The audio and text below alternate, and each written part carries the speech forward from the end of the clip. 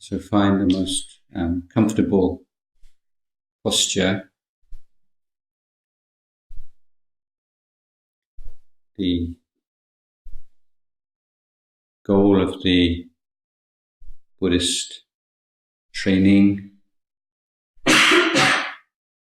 is that complete self-reliance, in which the mind is free of that sense of lack and incompleteness,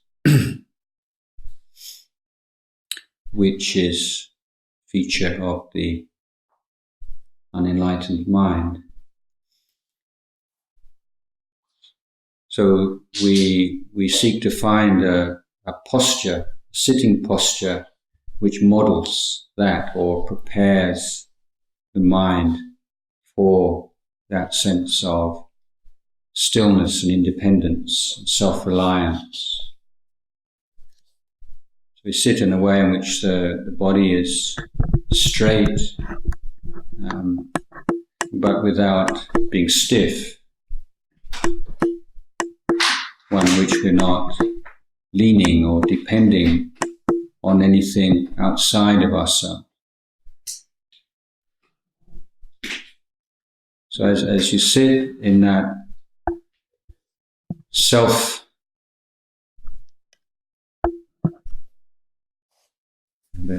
independent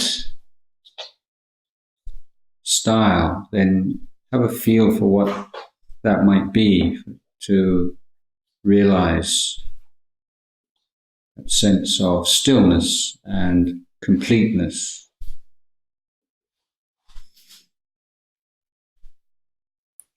Now, although the things that appear at the sense doors will always be fluctuating and changing, stillness is found in the sense of knowing.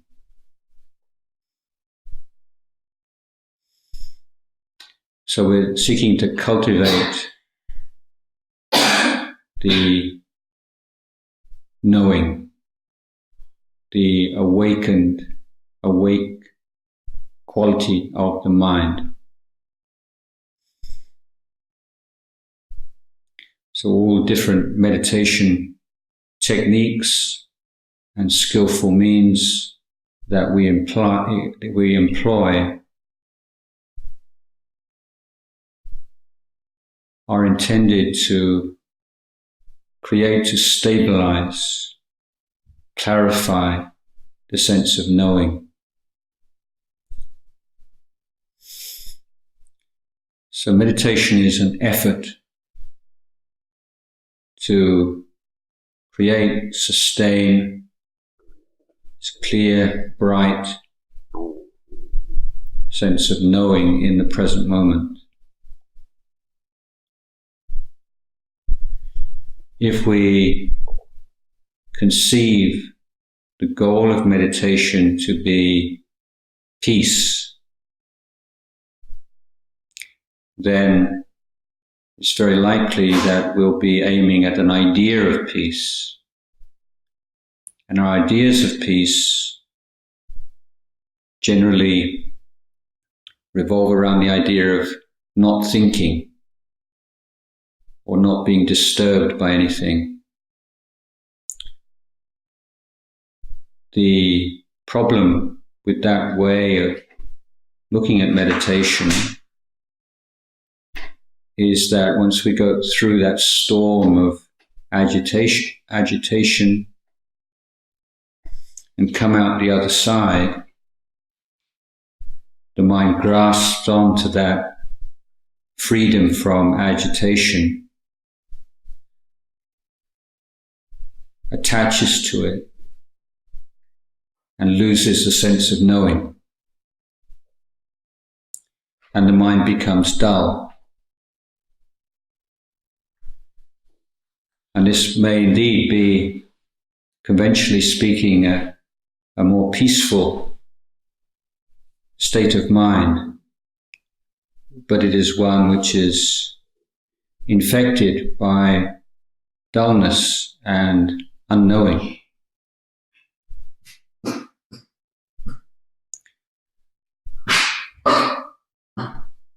So in our meditation practice, we put the emphasis on the effort, 4 right efforts.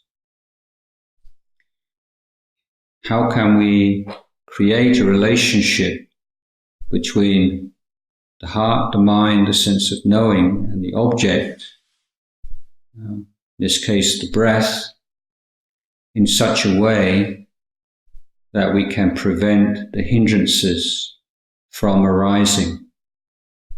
It's the first challenge. Given that that is very difficult to achieve, we must also develop the ability to deal with hindrances that have already arisen in the most skillful way possible. We're also seeking to systematically develop wholesome Dhammas within the heart: mindfulness, clear comprehension, patience, resilience.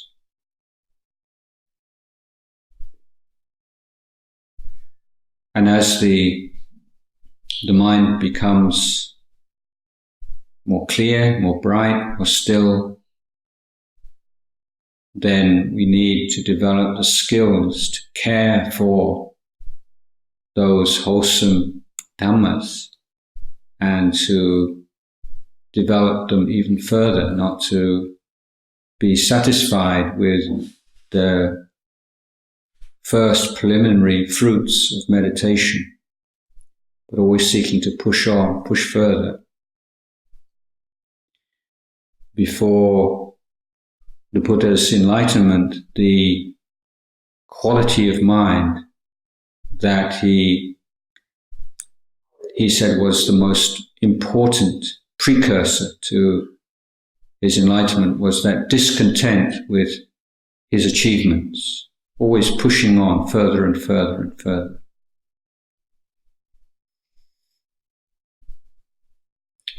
So understanding this practice of one of putting forth effort to prevent the arising of hindrances that have not yet arisen, to deal skillfully with hindrances that have arisen, to cultivate wholesome Dhammas, to care for and further develop wholesome Dhammas that have already appeared in the mind.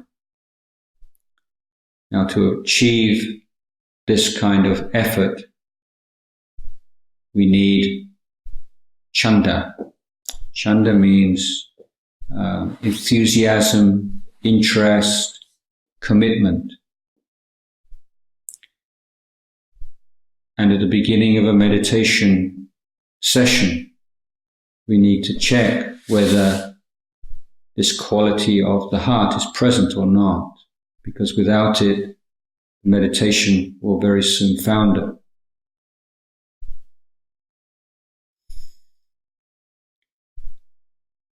If the mind is lacking in chanda, in interest, devotion, commitment, enthusiasm, then we have to devote some time to bringing it up into the mind.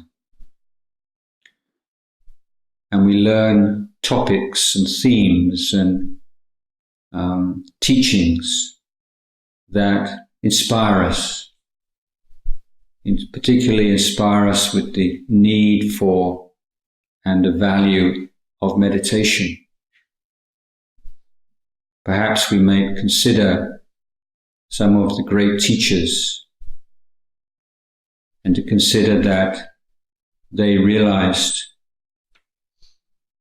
the Dhamma, the wisdom, the compassion, the peace that they express and experience is the result of a training. They weren't born that way. It's not a gift or a blessing, but something they achieved through right effort. And as they achieved it, those great monks, those great nuns, those great practitioners, as they achieved it through practice of the Eightfold Path, so can we. Consider the suffering, the pain in our lives that we have experienced through a lack of internal discipline, a lack of restraint, a lack of clarity of mind, a lack of compassion, and that unless we cultivate our minds, unless we train our minds, we will be repeating these same mistakes and experiencing the same kind of suffering again and again and again, not only in this life but in future lives. The only way out is through cultivation of the Eightfold Path.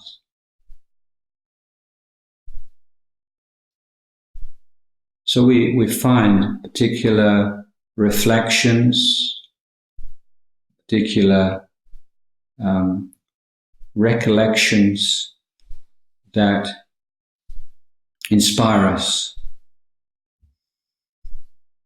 Because the meditation will be profound and penetrative when it is based upon this strong emotional commitment to it.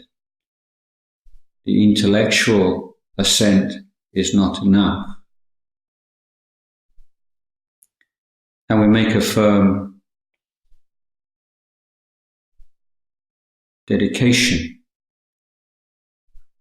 and remind ourselves this is not the time to take delight in, to enjoy thoughts, memories of the past or of the future.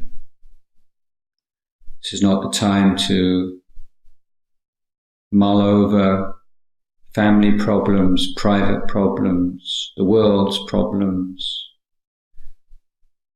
all the things that we want to think about in meditation or are tempted to think about.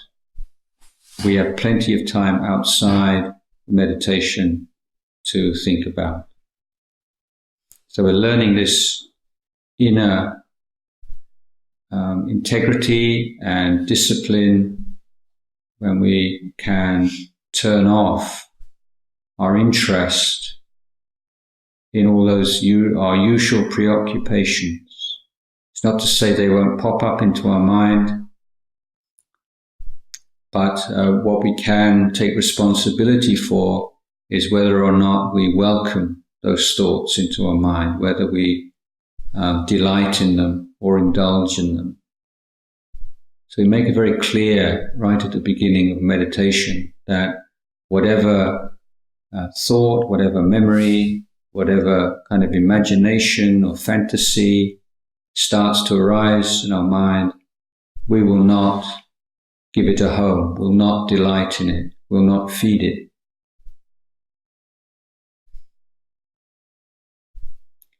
Now the meditation on the breath is meditation employed by the Lord Buddha himself, countless numbers of enlightened beings, men and women, monastics and lay people, have realized the Dhamma through this practice. So it's a very powerful meditation. But if we start to apply our attention to the breath at the tip of the nose, nostril for instance, while the mind is still in quite a coarse state, then it can be very frustrating meditation. So if you are an adept, or you've been meditating for a long time and you can establish attention at a particular point in the body, such as the tip of the nose at will, then that's wonderful. But if your mind is not yet accustomed to that, it's still some resistance, then we can begin by being aware of cultivating the sense of wakefulness, clarity, bright knowing, by being aware of the sensations in the body, in different areas of the body, which manifest together with the in-breath and with the out-breath. So we can divide the body into 4 areas. First is the head and neck. So as we breathe in, breathe out, be aware of all the sensations, whatever sensation arises in the head, face, neck area, without like, dislike, grasping on, pushing away, with equanimity, recognizing, acknowledging whatever sensation is present in that area of the body. Not trying to picture it and creating any images, but being present to the sensation, the sensations that arise in this head, face, neck area.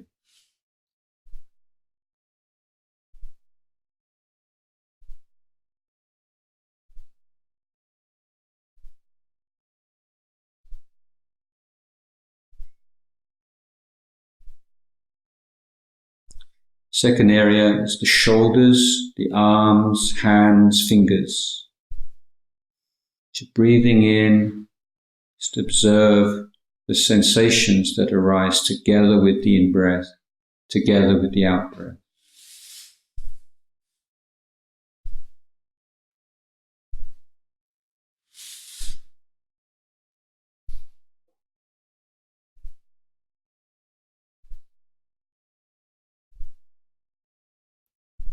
Now be aware of all the sensations that arise in the torso, trunk of the body. As you breathe in, as you breathe out, the chest, tummy, the abdomen, the back, from the base of the neck down to the coccyx, to the tailbone, being aware of the expansion, contraction, whatever sensations appear to consciousness, simply being aware.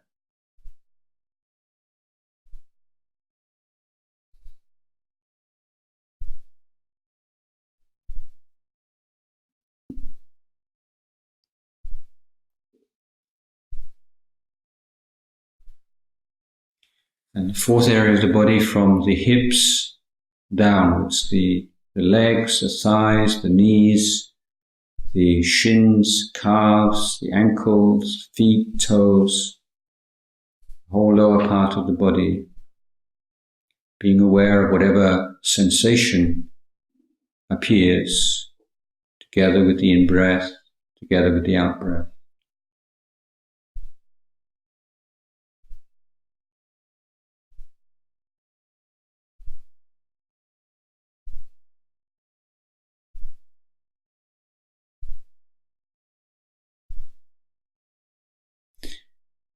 And finally, to be aware of the whole body. This body sitting here in the present moment, not as an image, not as an idea, but as a mass of sensations and pulses and movement arising, passing away. As you breathe in, breathe out, feel the whole body breathing in, the whole body breathing out. Whatever sensation arises, whether it's in the head, the face, the neck, the arms, fingers, the torso, the legs, the feet, wherever, acknowledging, recognizing, and letting that sensation pass away naturally.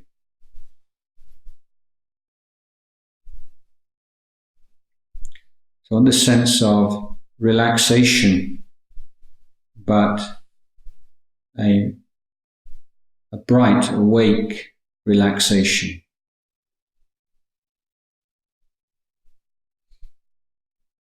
Finding in meditation, we're seeking to find this balance between effort and relaxation. We express this balance in our posture. We express it in our attitude to the meditation.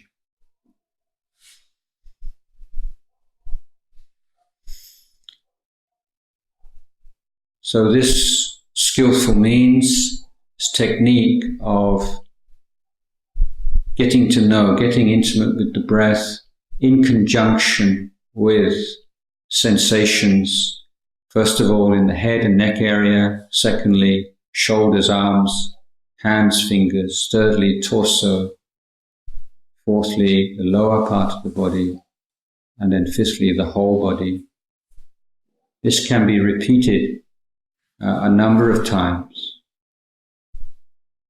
But when the mind feels ready and present and reasonably free of resistance and confusion and agitation, and when the mind feels ready, we now focus on one particular part, one particular point in the body. Usually use at the end of the nose or a spot within the nostrils or on the upper lip. Find a spot in which the sensation of the breath is most clear and which you feel comfortable. And so now refining this attention, this bright, wakeful attention to the sensation of the breath centered on one point in the physical body. Now the object here is not to concentrate on the breath. What I would like you to do is try to enjoy the in-breath. Enjoy the out-breath. What would that mean? How could you be aware of the whole duration of an in-breath in such a way as a sense of enjoyment? Enjoyment of the sensation of the out-breath for the whole of its duration. Or another word we might use is appreciation. Just as one might appreciate a beautiful work of art, is appreciate the in-breath, appreciate the out-breath, enjoy the breath, appreciate the breath. Because if you enjoy and appreciate the sensations of the in-breath and the out-breath, then the likelihood that you'll seek memories and thoughts and obsessions with the external world to occupy yourself will be much reduced.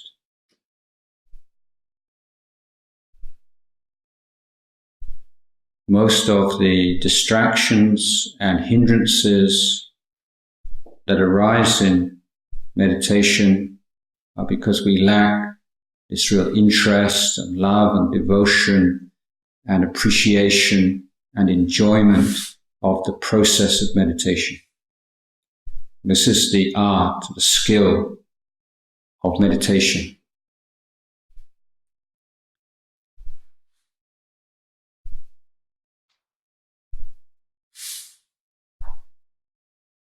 And when you do begin to glimpse the truth that the moment you put down all your worries and desires and insecurities and just dwell contentedly with a bright, wakeful mind in the present moment,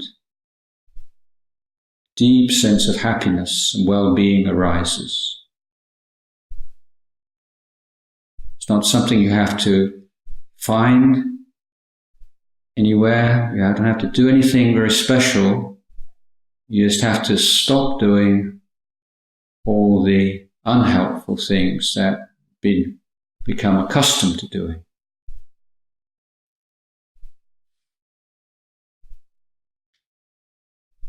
Enjoying that sense of being alive and being awake and being aware and being present. So meditation is not a burden. You don't have to concentrate and have to attain and realize.